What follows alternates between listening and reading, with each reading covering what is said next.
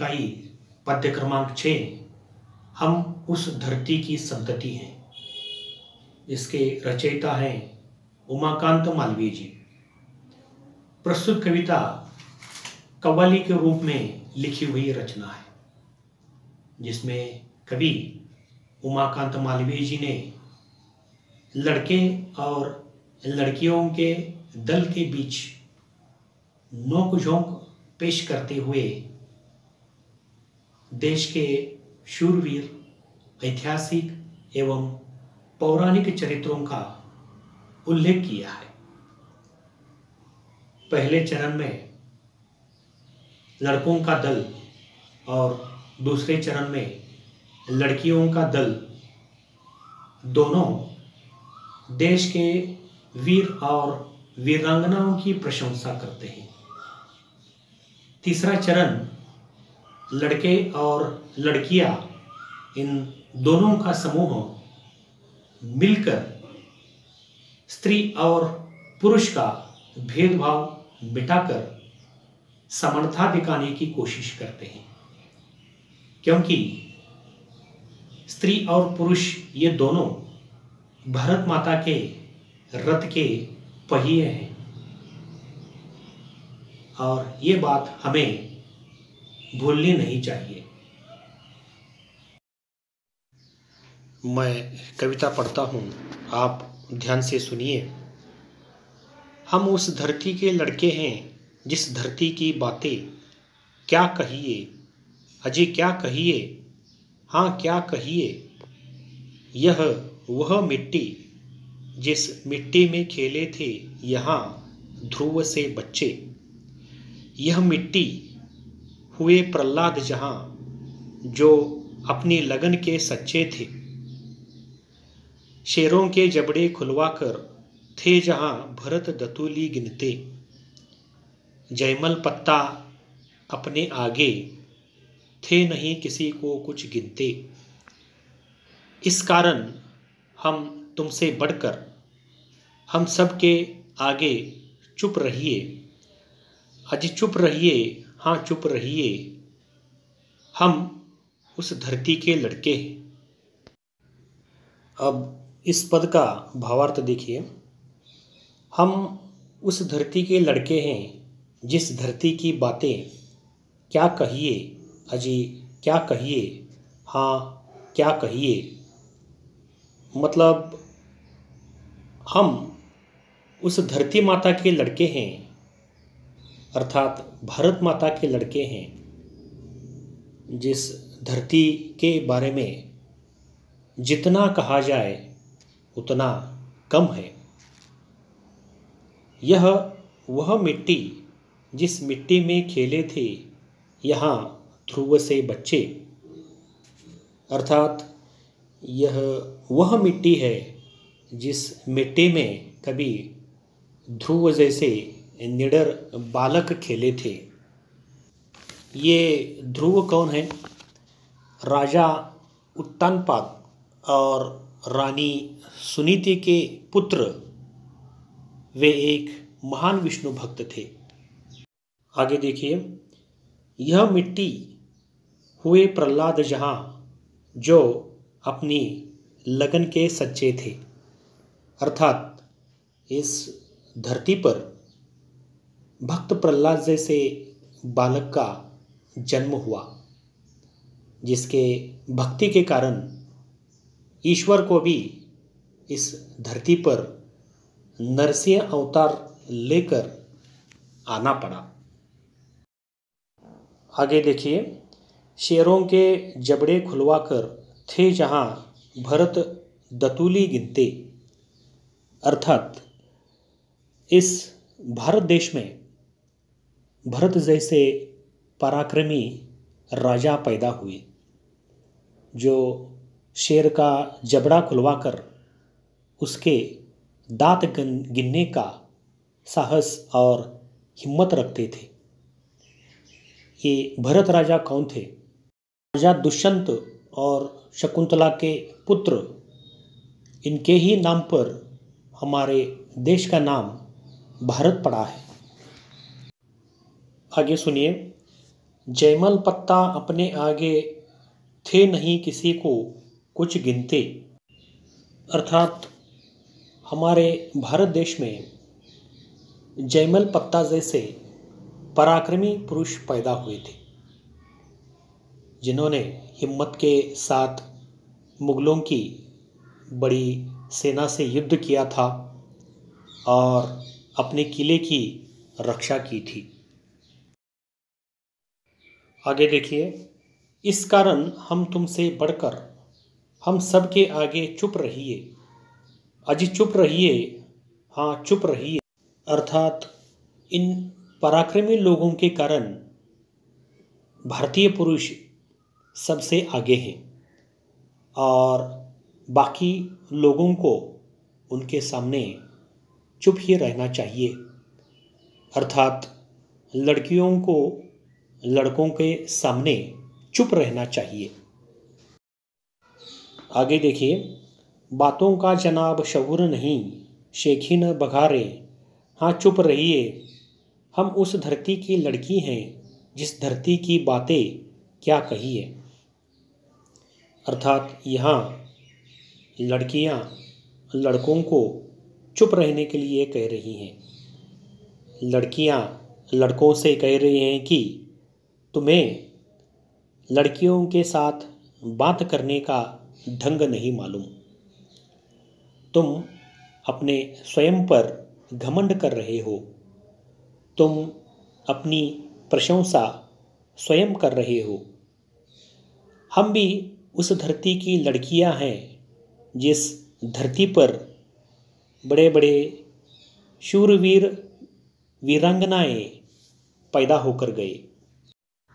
आगे देखिए, अजी क्या कहिए, हाँ क्या कहिए, जिस मिट्टी में लक्ष्मीबाई जी जन्मी थी झांसी की रानी, रजिया सुल्ताना दुर्गावती जो खूब लड़ी थी मर्दानी। अर्थात यहाँ लड़कियाँ कह रही है कि इस भारत देश की मिट्टी में झांसी की रानी लक्ष्मीबाई जैसी शूरवीर वीरांगना होकर गई। रजिया सुल्ताना दुर्गावती आदि शूरवीर वीरांगनाओं ने दुश्मनों को लोहे के चने चबवाए थे। अब आगे सुनिए, जन्मी थी बीबी चांद जहां, पद्मिनी के जौहर की ज्वाला, सीता सावित्री की धरती, जन्मी ऐसी ऐसी बाला। अर्थात इस धरती पर चांद बीबी जैसे वीरांगना का जन्म हुआ।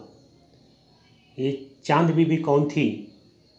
यह एक अहमदनगर राज परिवार की गुनी और बहादुर स्त्री थी और इसी धरती पर रानी पद्मावती के जौहर की ज्वाला जली थी। पद्मावती कौन थी?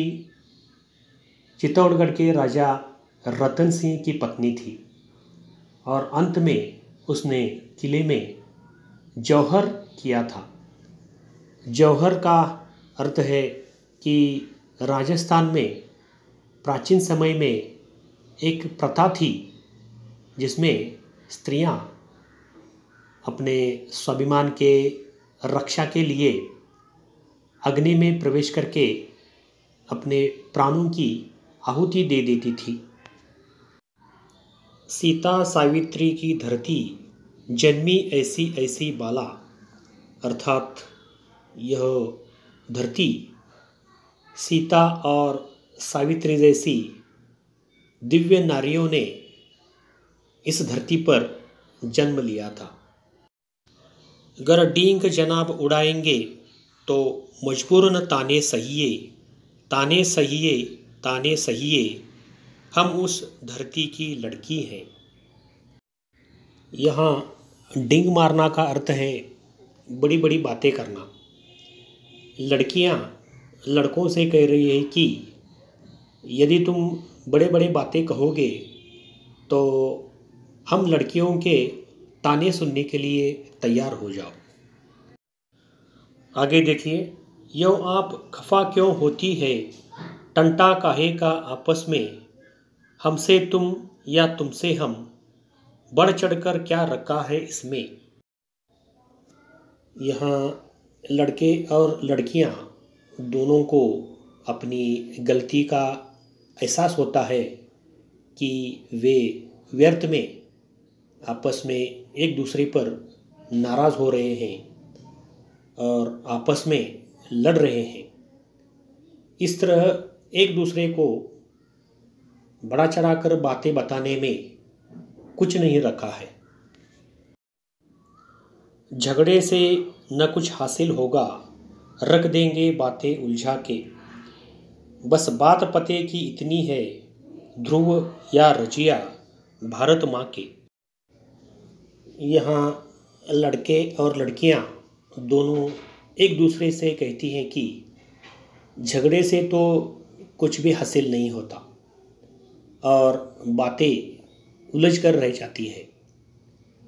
परंतु पति की बात तो यह है कि रजिया सुल्तान हो या ध्रुव, ये दोनों भारत माँ के ही हैं। आगे देखिए, भारत माता के रथ के हैं हम, दोनों ही दो दो पहिए। अजी दो पहिए, हाँ दो पहिए, हम उस धरती की संतति हैं।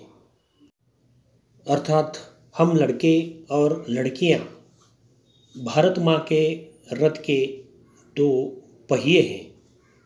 इसलिए हमें आपस में न झगड़ते हुए यह सोच रखना चाहिए कि हम दोनों भारत माँ के ही संतान हैं। इस पद्य में उमाकांत मालवीय जी ने लड़के और लड़कियां इन दोनों के बीच भेदभाव मिटाने की कोशिश की है, क्योंकि ये दोनों भारत माता के ही संतान हैं। पाठ में आए हुए शब्द दतुली अर्थात दांत, शऊर अर्थात अच्छी तरह काम करने की योग्यता या ढंग अथवा बुद्धि, जौहर इसका अर्थ है राजस्थान में प्राचीन समय में प्रचलित एक प्रथा जिसमें स्त्रियां विदेशी आक्रमणकारियों से अपने स्वाभिमान की रक्षा के लिए अग्नि में प्रवेश कर प्राणों की आहुति दे देती थी। खफा अर्थात अप्रसन्न, नाराज, रुष्ट अथवा क्रुद्ध। टंटा इसका अर्थ है व्यर्थ का झंझट, खटराग, उपद्रव, उत्पात, झगड़ा, लड़ाई, ये सब टंटा इस शब्द के अर्थ हैं। मुहावरे देखिए, शेखी बघारना अर्थात स्वयं अपनी प्रशंसा करना। डींग मारना अर्थात बड़ी बड़ी बातें करना। अपनी विशेषताओं के आधार पर पहचानिए। पहला, भारत माता के रथ के दो पहिए, उत्तर लड़का और लड़की। दूसरा, खूब लड़ने वाली मर्दानी, झांसी की रानी लक्ष्मीबाई, रजिया सुल्तान और रानी दुर्गावती। तीसरा, अपनी लगन का सच्चा भक्त प्रहलाद। चौथा, किसी को कुछ न गिनने वाले, उत्तर जयमल पत्ता। प्रश्न क्रमांक तीसरा, सही गलत पहचान कर गलत वाक्य को सही करके वाक्य पुनः लिखिए। 1. रानी कर्मवती ने अकबर को राखी भेजी थी। उत्तर, यह विधान गलत है। सही विधान, रानी कर्मवती ने हुमायूं को राखी भेजी थी। दूसरा, भरत शेर के दांत गिनते थे। उत्तर, ये विधान सही है। भरत शेर के दांत गिनते थे। तीसरा, झगड़ने से सब कुछ प्राप्त होता है, ये विधान गलत है। सही विधान झगड़ने से कुछ भी हासिल नहीं होता। चौथा, ध्रुव आकाश में खेले थे, ये उत्तर गलत है। सही विधान है, ध्रुव को अपने पिता की गोद में खेलना नसीब न हुआ।